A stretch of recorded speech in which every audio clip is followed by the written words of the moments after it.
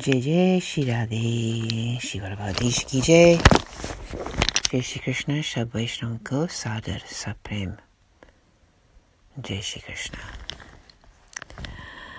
Continuing on day 117 with the story of Krishna Das, Varta number 84 of 84, part 8. Once Krishna Das came to visit Shri Gosaiji in Gokul. Shri Gosaiji stood up when he arrived and gave him the respect due to the temple manager. He invited him to sit down next to him. He inquired after Srinathji and served Shri Krishna Das with some of Sri Navneet Priyaji's prasad with his own hand. After that, at the end of the evening services, he again served Krishna Das with some Mahaprasad and gave him a comfortable place to sleep the night.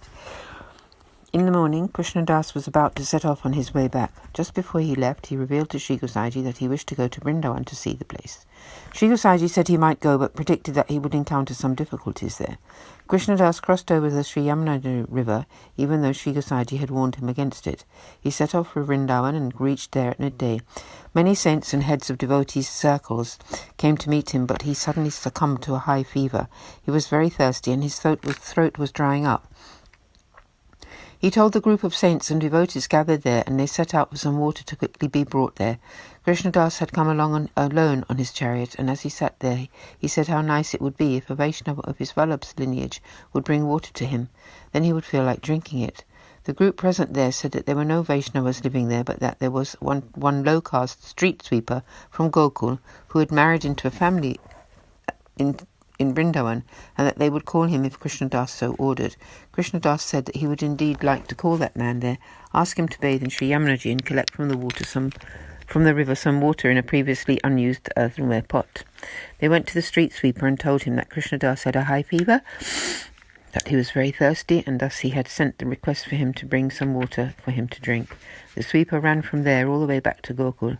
There Shri Gosaiji had just completed the morning services and was thinking of going to Govardhan to see Srinathji. At that moment the sweeper, covering his mouth with a cloth, spoke up. Krishna Das went to Vrindavan and has a fever. He needs some water to drink. He asked me to take it to him, and so I have come running from there. Shri Gosaiji obtained a pot of water from the man in charge of the water Seva, and, sitting on his horse, came to Vrindavan.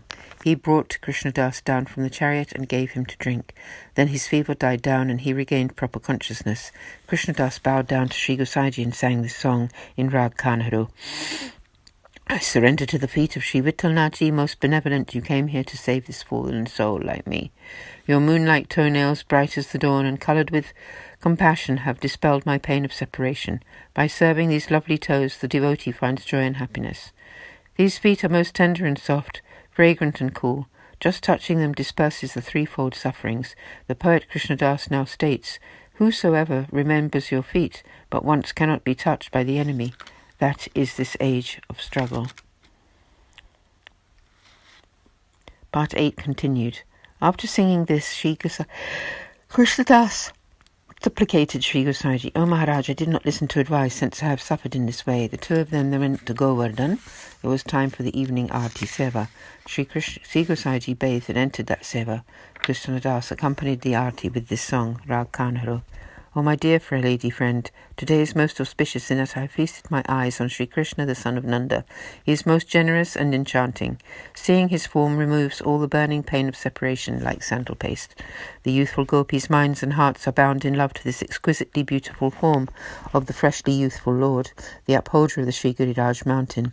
Krishna Das now bows to his feet, which bear the auspicious marks of the flag and the thunderbolt. Part 8 continued. After making arrangements for the Lord to rest, Shri Gosaiji descended from the mountain.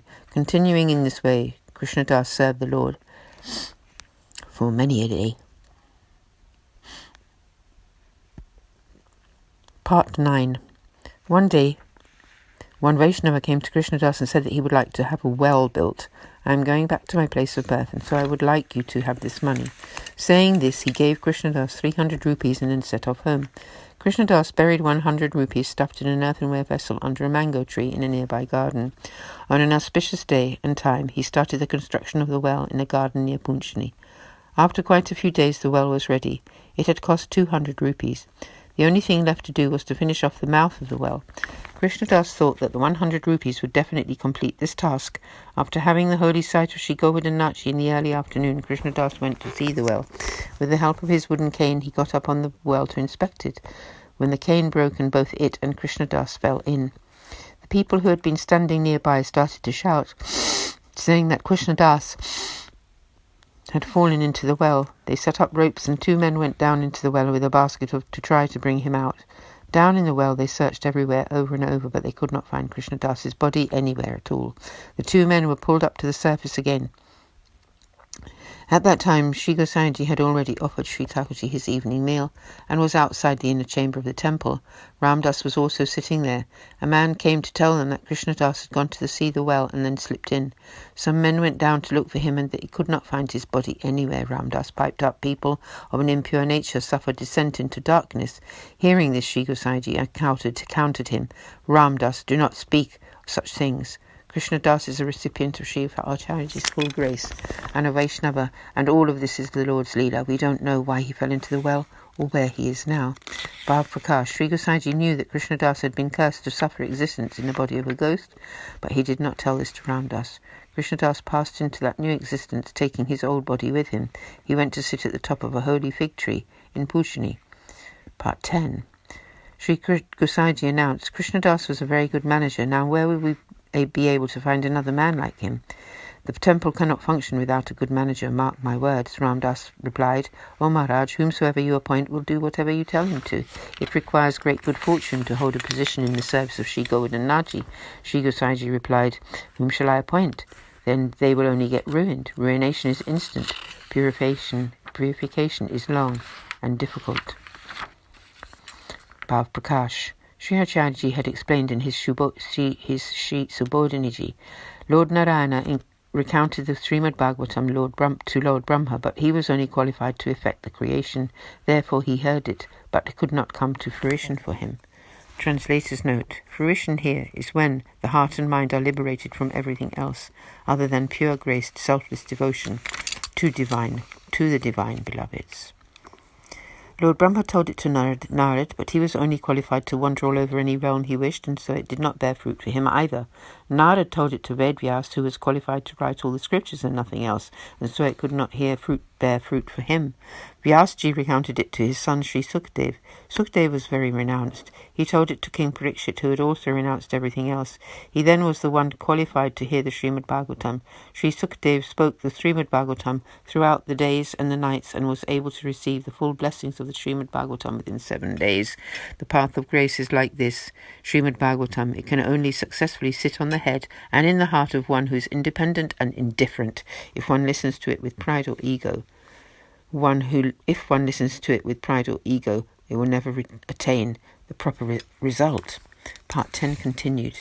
To whom should I give this position as manager for Sri Govardhanaji? Whom should I ruin thereby? Ramdas heard all of this but kept quiet. The time then arrived for the Senbhog, evening meal ceremonies, and Sri Gosaiji went inside to accept Srinathji's prasad.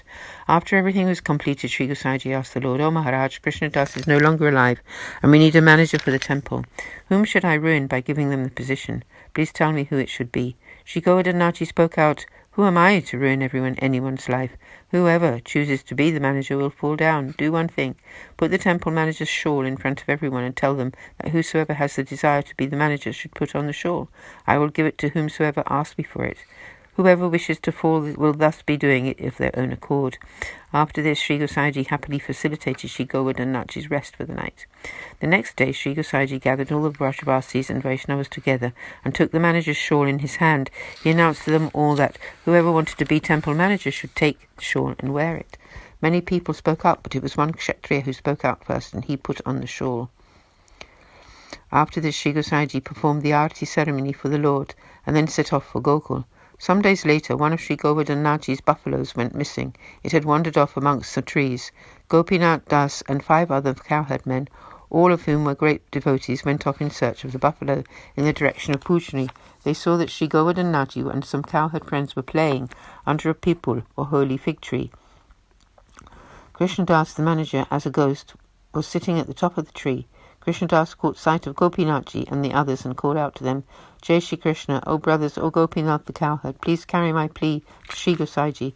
Please tell him that I know it was my offences towards him that put me in this position as a ghost. Sri Govardhanaji allows me his sight through his grace alone."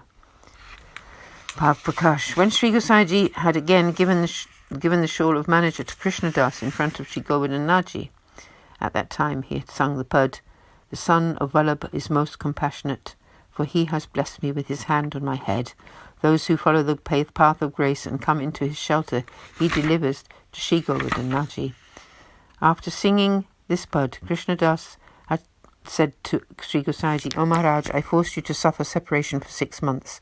Please now forgive my offence." At that time, Sri Gosaiji had said, "Srinathji will be the one to forgive you." Because of these words, Sri Gosaiji, the Lord was continuing to let Krishnadas play with him and speak with him. But Sri Gosaiji had not forgiven Krishnadas, and therefore he continued to be in a ghost body. Krishnadas therefore asked the Lord, "O Maharaj, you allow me to have your holy sight, but why do you not release me from this ghost body?" Sri Govardhanaji then answered, "This matter is not in my hands. It is only Sri Gosaiji who can release you from this ghost body." Why was this? Because in the eternal Leela, it was due to Sri Chandravaliji's curse that Krishnadas had to bear a ghost body. Who could liberate him from this body?